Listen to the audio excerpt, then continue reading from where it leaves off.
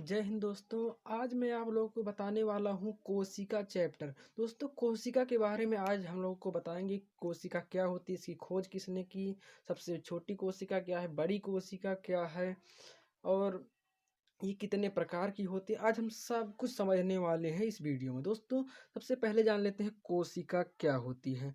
दोस्तों, जैसे कोई लड्डू होता है, लड्डू छोटी छोटी बूंदियां से मिलकर बनी होती है। तो कोश लड्डू की इकाई क्या हो गई, बूंदियां। और कोई समूह है मनुष्य का, तो समूह किससे मिलकर बना हुआ, मनुष्य से मिलकर बना हुआ है। तो वो जो मनुष्य है वो क्या हो गए, समूह की इकाई हो गए। तो वैसे शरीर जो है, ये अंग जो है एक एक शरीर के, ये भी छोटी छोटी कोशिकाओं से मिलकर बना हुआ। इन कोशिकाओं को ही शरीर की इकाई कहते हैं या जीवन की इकाई कहते हैं। दोस्तों, सबसे पहले कोशिका की खोज रॉबर्ट हुक ने की थी। दोस्तों, सबसे पहले जो कोशिका होती थी, कोशिका की खोज रॉबर्ट हुक ने की थी। इन्होंने 1665 में की थी। लेकिन एक एंटी वान ल्यूवेनहॉक नामक वैज्ञानिक आए, उन्होंने बताया कि ये जो कोशिकाएं हैं ये मरी हुई कोशिकाएं हैं। तब एंटी वान ल्यूवेनहॉक खुद एक कोशिका की खोज किए जो जीवित कोशिका थी। तब इन्होंने जीवित कोशिका की खोज की। मरी हुई कोशिका की खोज रॉबर्ट हुक और जीवित कोशिका की खोज हॉक, एंटीवन ल्यूवेनहॉक। हुक हाक, हुक हाक, दोनों दोस्तों एक ही जैसा नाम। जीवित कोशिका तो हॉक। हम आगे आ जाते हैं। कोश दोस्तों, कोशिका का अध्ययन साइटोलॉजी कहलाता है। साइटोलॉजी कहलाता है। को जीव मृत कोशिका पूछे तो रॉबर्ट हुक 1665 में की थी। और जीवित कोशिका पूछे तो एंटी वान ल्यूवेनहॉक। कोशिका का अध्ययन क्या कहलाता है, साइटो। कोशिका का रासायनिक नाम साइटो होता है और कोशिका के अध्ययन को साइटोलॉजी कहते हैं। इतना क्लियर हो गया। हम आगे बढ़ते हैं। कोशिका का जो होता है, संसार में सबसे बड़ी कोशिका कौन सी है, सबसे बड़ी कोशिका और सबसे छोटी कोशिका कौन सी है। तो दोस्तों, इस क्वेश्चंस में अधिकतर लोग कंफ्यूज इसलिए हो जाते हैं। कभी कभी पेपर में मनुष्य के शरीर की सबसे बड़ी कोशिका पूछता है और कभी कभी केवल पूछ लेता है सबसे बड़ी कोशिका। यदि सबसे बड़ी कोशिका पूछे, पूरे ब्रह्मांड में सबसे बड़ी कोशिका, तो वो होता है शुतुरमुर्ग का अंडा। होता है शुतुरमुर्ग का अंडा।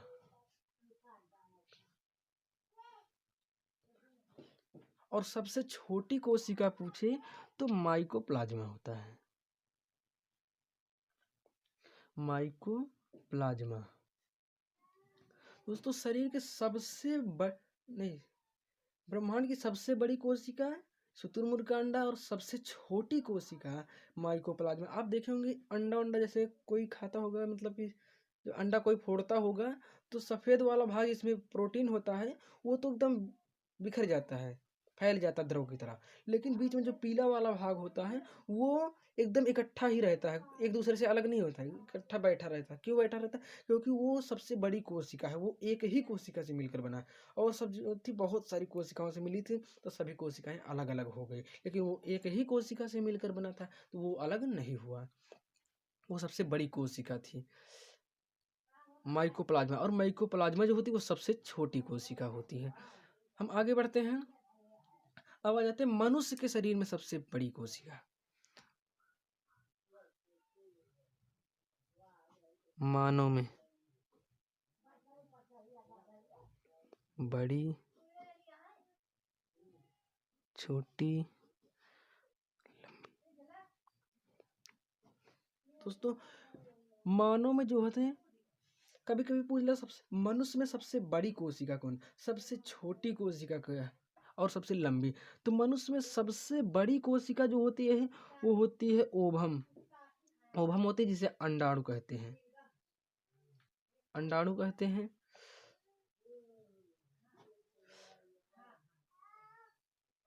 और सबसे छोटी कोशिका पूछे तो स्पर्म। स्पर्म होती है जिसे शुक्राणु कहते हैं। और सबसे लंबी कोशिका पूछे तो ये हो जाती है न्यूरॉन्स कोशिका।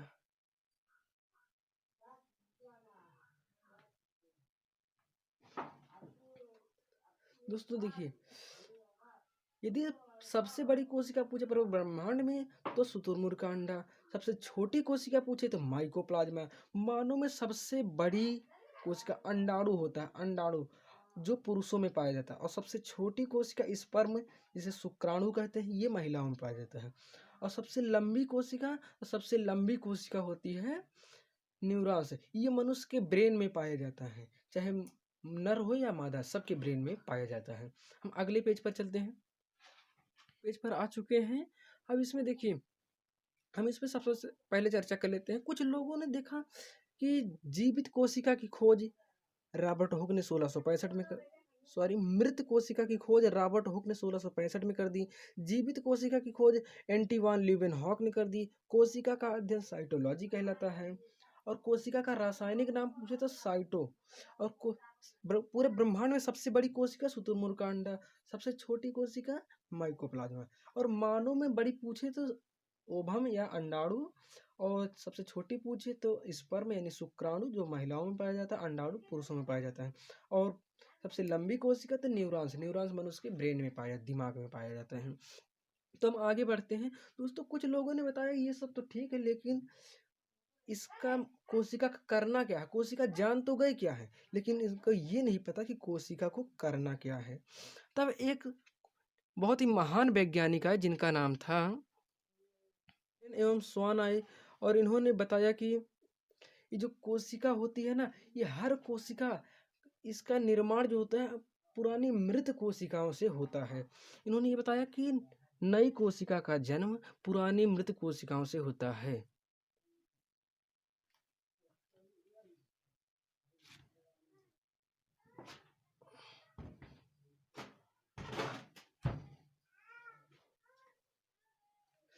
दोस्तों इन्होंने बताया कि जो नई कोशिका होती है, इनका जन्म पुरानी मृत कोशिकाओं से होता है।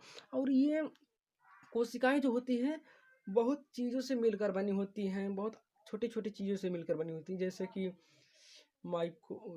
माइटोकॉन्ड्रिया हो गया, लवक हो गया, गाल्जी काय हो गया, राइबोसोम हो गया। तो ये सब चीज़ों से मिलकर बनी होती हैं। हम इनके बारे में अभी अध्ययन करेंगे। पहले हम जान लेते हैं इनका सिद्धांत क्या था। तो इनका सिद्धांत यही था कि हर कोशिका का जन्म पुरानी कोशिकाओं से होता है, और कोशिका में कोशिका विभाजन भी होता है। यही इनका सिद्धांत था। तो हम यहाँ पर लिख देते हैं। अब दोस्तों हम जान लेते हैं कोशिका के कितने भाग होते हैं। मेन भाग को जानेंगे, ज़्यादा जानने की जरूरत नहीं है। तो देखिए, तो सबसे पहले हम यहाँ पर बना देते हैं एक बड़ी सी कोशिका, और इसमें लाइसोसोम भी पाए जाते हैं। तो हम चलते हैं अगले पेज पर, एक एक का अच्छे से अध्ययन कर लेते हैं माइटोकॉन्ड्रिया की। नंबर 1 पर माइटोकॉन्ड्रिया की।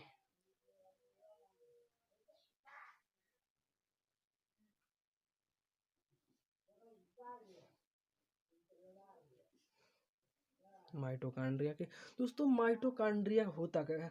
माइटोकॉन्ड्रिया ही सारा लगभग काम करती है, क्योंकि सर इसमें कोशिका में जो ऊर्जा की आवश्यकता होती है, माइटोकॉन्ड्रिया ही इसकी व्यवस्था करती है। माइटोकॉन्ड्रिया में एक क्रेब्स चक्र होता है। वो क्रेब्स चक्र जब चलता है, तब जो फेफड़े से खून के माध्यम से ऑक्सीजन आता है, उस ऑक्सीजन को माइटोकॉन्ड्रिया अपने अंदर ग्रहण कर लेता है, और अपने अंदर ग्रहण करके दे देता है क्रेब्स चक्र को। क्रेब्स चक्र जब उसे चलाता है, तब उसमें एटीपी के रूप में ऊर्जा संचित होती है। जब एक दो ऊर्जा संचित होती है, धीरे धीरे ये 38 ऊर्जा हो जाती है। जब 38 ऊर्जा हो जाती है, तब एक ग्लूकोज का निर्माण कर देता है माइटोकॉन्ड्रिया, और कोशिका को ऊर्जा प्रदान कर देता है। इसलिए माइटोकॉन्ड्रिया को कोशिका का रसोई घर या कोशिका का पावर हाउस का भी कहा जाता है। तो आप लोगों को पता चल गया कि कोशिका, माइटोकॉन्ड्रिया जो होता है वो कोशिका के लिए ऊर्जा का निर्माण करता है, इसलिए इसे कोशिका का पावर हाउस कहते हैं।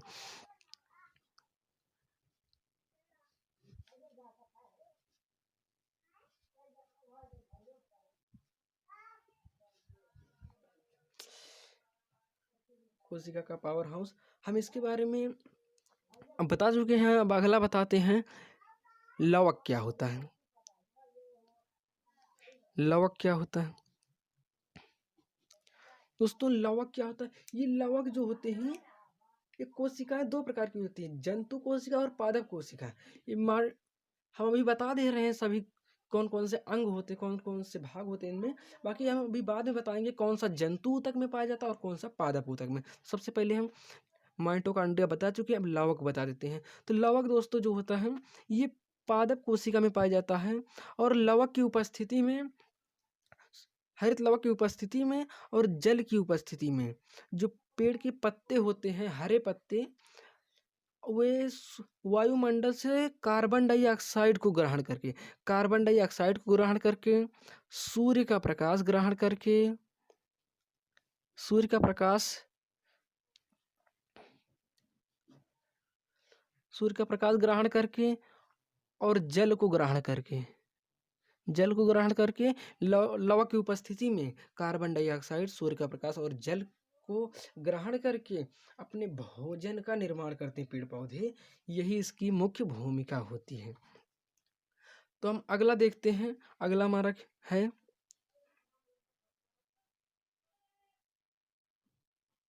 गाल्जी काय। गाल्जी काय, गाल्जी काय हो गया। दोस्तों गाल्जी काय का काम क्या होता है? गाल्जी काय, जैसा कि हमने बताया कि माइटोकॉन्ड्रिया कोशिका का पावर हाउस है। एक कोशिका के लिए ऊर्जा का निर्माण करती है, ग्लूकोज का निर्माण करती है। तो कोशिका तो हमारे पूरे शरीर में है, लेकिन देखिए जैसे कि मैं आप लोगों को पढ़ा रहा हूँ तो मुझे मुंह में मुझे जुबान में ऊर्जा की अधिक आवश्यकता होगी, हाथ पैर में उतनी आवश्यकता नहीं होगी। लेकिन कोई दौड़ रहा है तो उसे पैर में आवश्यकता होगी ऊर्जा की, और कहीं नहीं होगी। लेकिन कोई यदि हाथ से कोई काम कर रहा, रोटी बेल रहा, पूड़ी बेल रहा है, तो उसे हाथ में ऊर्जा की आवश्यकता होगी। तो जहाँ पर ऊर्जा की आवश्यकता होती है, गाल्जी का इसी ऊर्जा को एक स्थान से दूसरे स्थान पर लेकर जाता है। इसका काम होता है ऊर्जा स्थानांतरण, ऊर्जा स्थानांतरण। अगला हमारा पार्ट है चौथा हमारा वैक्यूल्स, जिसे रसधानी भी कहते हैं। तो हम रसधानी के बारे में पढ़ लेते हैं। रसधानी, इसे इंग्लिश में वैक्यूल्स कहते हैं। दोस्तों रसधानी क्या होती है? ये रसधानी कोशिका के अंदर बहुत महत्वपूर्ण भूमिका निभाती है। जैसे जो आप पानी पीते हो ना, इस पानी को अपने अंदर एब्जॉर्ब कर लेती है, अपने अंदर रख लेती है। शरीर का जो पानी होता है वो हर कोशिका के अंदर अंदर रसधानी में एकत्रित होता है। लेकिन अधिकतर लोग सोचते हैं कि पानी पेट में भरा रहता है। ऐसा नहीं है। नहीं तो पेट में भरा रहता है तो चोट लगने पर पानी गिरने लगता है। ऐसा नहीं है, खून ना गिरे फिर पानी गिरने लगता है, लेकिन पानी उसमें भरा होता है, इसलिए पानी गिरता नहीं है कभी। तो ये क्या करता है? पानी का स्टोर करता है, पानी का संग्रह। अगला हमारा है तारक काय। दोस्तों तारक काय क्या होता है? दोस्तों जैसा कि हमने पहले बता दिया था कि जो भ्रूण का निर्माण होता है, महिला के पेट में सबसे पहले भ्रूण होता है, लेकिन भ्रूण से धीरे धीरे वो बच्चे में परिवर्तित हो जाता है, पर बच्चे से धीरे धीरे युवा अवस्था में आ जाता है। क्यों आ जाता है? क्योंकि उनमें कोशिका विभाजन होती है। एक कोशिका दो कोशिका में या एक कोशिका चार कोशिका में विभाजित हो जाती है, जिससे उनमें धीरे धीरे लंबाई चौड़ाई ऊंचाई में वृद्धि होती है, जिससे मनुष्य मोटाता है, मोटा हो जाता है, लंबा हो जाता है, चौड़ा हो जाता है, पेड़ पौधे भी बढ़ जाते हैं काफ़ी। ये सब क्यों हो जाता है? ये सब होता है कोशिका विभाजन की वजह से। और कोशिका विभाजन कौन करता है? तारक काय है। तारक काय कोशिका विभाजित कर देता है, जिससे तारक काय कोशिका विभाजित कर देता है, जिससे मनुष्य की लंबाई चौड़ाई में विभाजित में वृद्धि हो जाती है।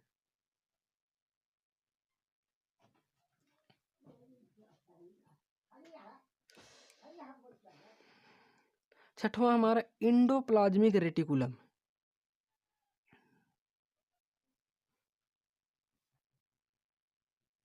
इंडोप्लाज्मिक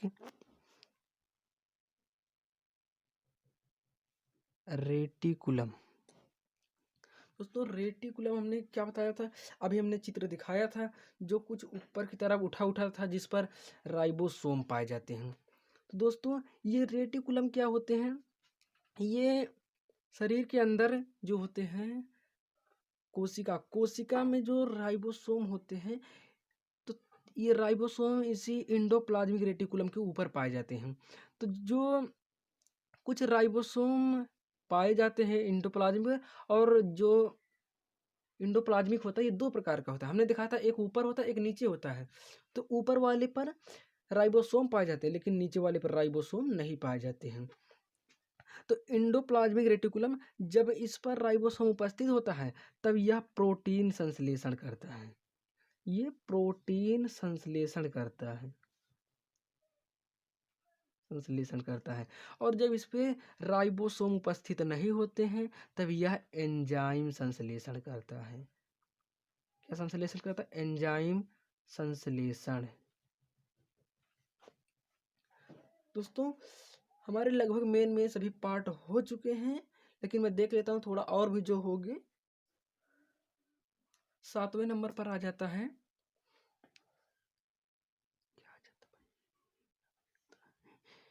केंद्रक। दोस्तों केंद्रक क्या होता है? इसे हिंदी में न्यूक्लियस भी कहते हैं। स्पेलिंग थोड़ा मिस्टेक हो सकती है, देख लेना अपना। दोस्तों न्यूक्लियस क्या होता है, जैसे कि आप देखेंगे कहीं सड़क वड़क बनती है तो 10-20 लेबर काम करते हैं, लेकिन उसका एक ठेकेदार भी होता है जो उसको बताता है क्या क्या करना है। घर में 10-20 लोग होते हैं लेकिन उनका एक मालिक भी होता है, जैसे पिता हो गए, पापा हो गए, वो मालिक होते हैं, वो बताते हैं, जो सभी वही करते हैं। तो वैसे ये केंद्रक भी होता है। केंद्रक बताता, सबको आदेश देता है, माइटोकॉन्ड्रिया तुम ऊर्जा बनाओ, हे लवक का तुम प्रकाश संश्लेषण करो, गाल्जी का ऊर्जा स्थानांतरण करो, राजधानी पानी इकट्ठा करो, तारक का तुम कोशिका विभाजन करो, और रेटिकुलम को कह देता है तुम प्रोटीन संश्लेषण एंजाइम संश्लेषण करो। ये सब सबको आदेश देता है कि ताकि कोई कहीं भटकने ना पाए, और सबको बताता रहता है तुम ये करो तुम वो करो। तो ये सबका नियंत्रण करता है। इस जैसे मनुष्य का ब्रेन होता है पूरे शरीर को नियंत्रित करता है, वैसे केंद्रक पूरे कोशिका को नियंत्रित करता है। तो ब्रेन शरीर को नियंत्रित करता है, इसलिए इसे मनुष्य का मस्तिष्क कहा जाता है। तो वैसे ही केंद्रक भी कोशिका का नियंत्रण करता है, इसलिए इसे कोशिका का दिमाग भी कहा जाता है। कोशिका का दिमाग। कोशिका का दिमाग किसे कहा जाता है? सीबीएसई में एक बार पूछ लिया था, सॉरी यूपीएससी में एक बार पूछ लिया था, केंद्रक को और किस नाम से जानी जाती हैं। और वही क्वेश्चन एक बार और एग्जाम में पूछ लिया था कि कोशिका का दिमाग किसे कहा जाता है। बच्चे बहुत ही जल्दी कंफ्यूज हो जाते हैं, कोशिका का दिमाग ब्रेन को बता देते हैं, लेकिन कोशिका का दिमाग केंद्रक होता है, जबकि मनुष्य का दिमाग जो होता है वो ब्रेन है। तो एक बार हम पूरा फिर से समझ लेते हैं माइटोकॉन्ड्रिया क्या है। दोस्तों माइटोकॉन्ड्रिया जो होती है ये कोशिका में ऊर्जा का निर्माण करती है। जैसे आप सांस लिए, सांस का जो ऑक्सीजन है, ऑक्सीजन गया फेफड़े में, और फेफड़े में वो ब्लड के माध्यम से कोशिका तक पहुंचता है। लेकिन ब्लड के अंदर भी जो होता है हीमोग्लोबिन, हीमोग्लोबिन ही ऑक्सीजन को लेकर जाता है। यदि हीमोग्लोबिन कम हो जाए तो आदमी बेहोश जल्दी होता है। पुरुषों में हीमोग्लोबिन अधिक पाया जाता है लेकिन महिलाओं में बहुत कम पाया जाता है, इसलिए महिलाएं कुछ ज़्यादा ही बेहोश हो जाती हैं। तो ये जो हीमोग्लोबिन होता है वो ब्लड के माध्यम से ऑक्सीजन को लेकर कोशिका तक जाता है, और कोशिका उस ब्लड को अपने अंदर एब्जॉर्ब करके माइटोकॉन्ड्रिया को दे देता है, और माइटोकॉन्ड्रिया क्रेब्स चक्र के द्वारा ऊर्जा का निर्माण करता है जो एटीपी के रूप में रहती है। और जब 38 एटीपी बन जाती हैं तब उन्हें एक ग्लूकोज बना देता है। ये हो गया हमारा। अब अगला हमारा है लवक। दोस्तों लवक क्या होता है? ये पेड़ पौधों में पाया जाता है, और पेड़ पौधों में जो लवक होते हैं पेड़ पौधों में जो लवक होते हैं ये सूर्य के प्रकाश और जल, कार्बन डाइऑक्साइड और लवक के संयोग से प्रकाश संश्लेषण करते हैं। इस प्रकाश संश्लेषण से कार्बोहाइड्रेट का निर्माण होता है, जिसे भोजन जिसे पौधों का भोजन कहा जाता है। और अगर तीसरा नंबर हमारा है गाल्जी काय। दोस्तों गाल्जी काय क्या होता है? जैसा कि हमने बताया कि कोशिका के शरीर के हर पार्ट में कोशिका होती है, और हर कोशिका में ऊर्जा का निर्माण होता है। तो लेकिन ऐसा तो है नहीं कि पूरे शरीर में आपको कोशिका की ऊर्जा की आवश्यकता होगी। तो कहीं कहीं आवश्यकता होती है, कहीं कहीं नहीं होती है। तो जहाँ ऊर्जा की अधिक आवश्यकता होती है तो कम आवश्यकता वाले स्थान से ऊर्जा को अधिक आवश्यकता वाले स्थान तक ऊर्जा ले जाने का काम गाल्जी काय करती है। जैसे कि आपके पैर में भी, सिर में भी, पेट में भी, पीठ में भी, हाथ, कुल कुछ ऊर्जा बन रही, लेकिन आप पता लगे दौड़ रहे हैं तो आपको पैर में ऊर्जा की आवश्यकता है ना, तो सारे शरीर की ऊर्जाएं पैर तक चली जाएंगी। किसके माध्यम से? गाल्जी काय के माध्यम से। दूसरा, चौथा है हमारा रसधानी। दोस्तों जैसे हम पानी पीते हैं तो पानी कहाँ चला जाता है? पानी एब्जॉर्ब हो जाता है शरीर के अंदर, और एब्जॉर्ब हो जाता है तो ये हर कोशिका में पहुंच जाता है, और कोशिका में ये ऐसे ठहरता नहीं रहता है, ये कोशिका की रसधानी में चला जाता है। पांचवा है हमारा कोशिक तारक काय। दोस्तों तारक काय क्या होता है? जैसे मनुष्य की लंबाई, चौड़ाई, ऊंचाई बढ़ रही, क्यों बढ़ रही? क्योंकि एक कोशिका एक से अधिक कोशिका में विभाजित हो जा रही है। जैसे कि किसी पेटी में एक सेब रखा गया है, तो मान लो 10 सेब रखा गया, 10 सेब की पेटी है, तो वो यदि 10 ही है तो पेटी उतनी बड़ी ही लगेगी, लेकिन 10 से यदि 20 कर दिया जाए तो 2 पेटी की आवश्यकता होगी, 10 से 30 कर दिया जाए तो और बड़ी पेटी की आवश्यकता होगी। वैसे ही यदि तुम्हारे शरीर में एक कोशिका है तो तुम्हारी शरीर छोटी रहेगी, और कोशिका हो गई तो और बड़ी हो जाएगी कोशिका, शरीर, और कोशिका जितनी बढ़ती जाएगी उतना शरीर बढ़ता जाएगा। इसलिए शरीर की लंबाई, चौड़ाई, ऊंचाई बढ़ाने के लिए कोशिका विभाजन कौन करता है? तारक काय करता है। छठा हमारा इंडोप्लाज्मिक रेटिकुलम। दोस्तों इंडोप्लाज्मिक रेटिकुलम क्या होता है? एक कोशिका में दो पाया जाता है, दोनों में से एक में तो राइबोसोम उपस्थित होता है और एक में राइबोसोम अनुपस्थित होता है। जिसमें राइबोसोम उपस्थित होता है वह प्रोटीन संश्लेषण करता है, और जिसमें राइबोसोम अनुपस्थित होता है वह एंजाइम संश्लेषण करता है। सातवां है हमारा केंद्रक। दोस्तों केंद्रक क्या करता है? केंद्रक एक ठेकेदार का काम करता है, एक दिमाग का काम करता है। जैसे मनुष्य का दिमाग है पूरे शरीर को नियंत्रित करता है, ठेकेदार पूरे सभी लेबर को नियंत्रित करते हैं, वैसे केंद्रक भी शरीर की समस्त क्रियाओं को नियंत्रित करता है। हम आज पहले समझ लेते हैं।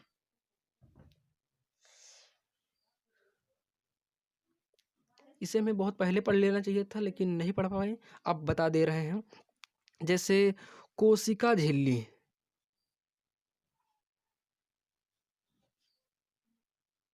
कोशिका झिल्ली।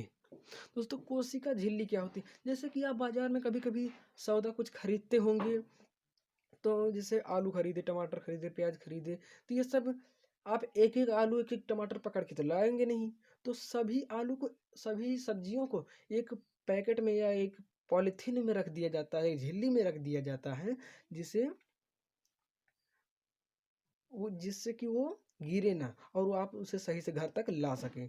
तो वैसे ही कोशिका को भी माइटोकॉन्ड्रिया, लवक, गाल्जी काय, राजधानी, तारक काय, एंडोप्लाज्मिक रेटिकुलम, केंद्रक, सभी को एक झिल्ली में भर के रख दिया जाता ताकि वह गिरे ना, ताकि वह गिरे ना। तो कोशिका के सभी अंगों को एकत्रित करने वाले झिल्ली को ही कोशिका झिल्ली कहते हैं। कोशिका झिल्ली को इंग्लिश में मेम्ब्रेन कहते हैं। दोस्तों इसे मेम्ब्रेन कहते हैं, इंग्लिश में सेल मेम्ब्रेन, सेल मेम्ब्रेन कहते हैं। और नौवां हमारा है कोशिका भित्ति, कोशिका भित्ति।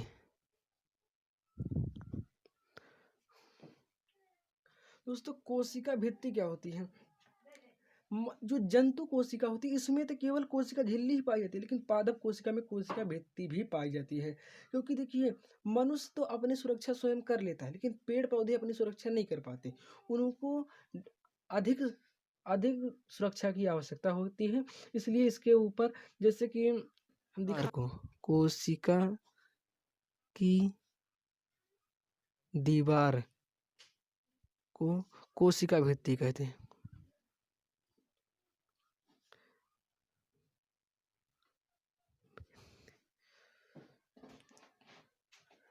दसवां हमारा है कोशिका द्रव्य,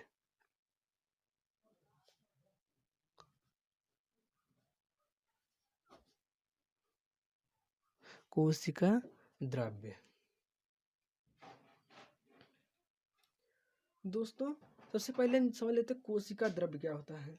देखिए एंडोप्लाज्मिक रेटिकुलम और केंद्रक सब कुछ एक ही झिल्ली में भरा गया है। हो सकता है कि एक में लड़ के कहीं टूट ना जाए, और टूट जाएगा तो ये खराब हो सकता है। टूटने से ये क्या होता है, टूटने से नुकसान हो जाता है। तो नुकसान ना हो, टूटे ना, इसलिए क्या करता है, इसमें एक द्रव भर दिया जाता है। इसमें एक द्रव भर दिया जाता है ताकि आपस में कोई टकराए ना, और सब एक दूसरे से एक निश्चित दूरी पर बने रहें। कोई एक दूसरे से टकराए ना और दूरी दूरी रहे, जिससे इसके लिए हमें किस चीज़ की आवश्यकता होती है, एक द्रव की आवश्यकता होती है। उस द्रव को उसमें भर दिया जाता है, उस पॉलीथीन में, जिससे माइटोकॉन्ड्रिया अपने स्थान पर, लवक अपने स्थान पर, गाल्जिका अपने स्थान पर, लाइसोसोम अपने स्थान पर, सब अपने अपने स्थान पर रहें, और कोई भी एक दूसरे से टकराए ना और टूटे ना। इसके लिए हमें द्रव भर दिया जाता है, जिसे कोशिका द्रव कहते हैं। 11वां नंबर पर हम पढ़ा देते हैं, जो भी नहीं पढ़ाए भूल गए थे, लाइसोसोम। दोस्तों लाइसोसोम क्या होता है, सबसे पहले हम जान लेते हैं लाइसोसोम। दोस्तों लाइसोसोम, जैसा कि अभी हमने बताया कि कुछ कोशिकाएं धीरे धीरे मर जाती हैं। ये मर जाती हैं तो इन्हीं से नई कोशिकाओं का निर्माण होता है, जैसा कि स्लाइडेन एवं सॉन ने बताया था। तो इनसे नई कोशिकाओं का निर्माण होता है, तो वे नई कोशिकाएं इनके स्थान पर स्थापित हो जाती है। लेकिन जैसे ये है कोई कोशिका, और इनसे एक नई कोशिका का निर्माण होकर फिर इसी कोशिका पर आ जाए, तो ये जो पहले से मरी हुई कोशिका, इसका क्या होगा, तो इसी कोशिका को लाइसोसोम ही जला के नष्ट कर देता है। इसे जला के नष्ट कर देता है, और तारक का कोशिका विभाजित करके लाके यहीं पर रख देती है। तो इसका काम क्या है, ये नष्ट कर देता है, पूरी कोशिका को नष्ट कर देता है। कोशिका को नष्ट करना, दोस्तों इसका मेनली काम यही होता है कि ये कोशिका को नष्ट कर देती हैं। लेकिन ये कभी कभी कोशिका को नष्ट करती हैं, जैसे कि माइटोकॉन्ड्रिया अपना काम करना बंद कर दे, खराब हो जाए, या लवक एक दो भाग यदि काम करना बंद कर देता है, तब ये क्या करता है कि अपने आप से कुछ लाइसोसोम दे के उससे नष्ट कर देता है। लेकिन कभी कभी क्या होता है कि पूरी कोशिका ही बंद कर देती है काम करना, तो क्या करता है, अपने आप को फाड़ देता है, जिससे पूरी कोशिका नष्ट हो जाती है। इसके अंदर जहर भरा होता है, जिससे पूरी कोशिका नष्ट हो जाती है। तब ये क्या होता है, ये कभी कभी अपने ऊपर आघात कर लेती है, इसलिए इसे आत्मघाती थैली भी कहते हैं। बीपीएससी में एक बार पूछा था कि आत्मघाती थैली किसे कहते हैं, तो आत्मघाती थैली लाइसोसोम को कहते हैं। तो हमारा सारा चैप्टर क्लियर हो चुका है। कोशिका भी हम पढ़ चुके हैं, कोशिका की सबसे बड़ी कोशिका, सबसे छोटी कोशिका, शरीर की सबसे छोटी लंबी बड़ी कोशिका, और हम कोशिका के सभी पार्ट पढ़ चुके हैं। अब हम अगले वीडियो में बताएंगे आप लोगों को कि कोशिका में कौन सा जंतु कोशिका है और कौन सा पादप कोशिका, और उसी वीडियो में हम बता देंगे कि कौन सा प्रोकैरियोटिक होता है और कौन सा यूकैरियोटिक होता है। धन्यवाद दोस्तों। अब हमारे वीडियो को लाइक कर दीजिए और चैनल को सब्सक्राइब कर दीजिए। धन्यवाद। जय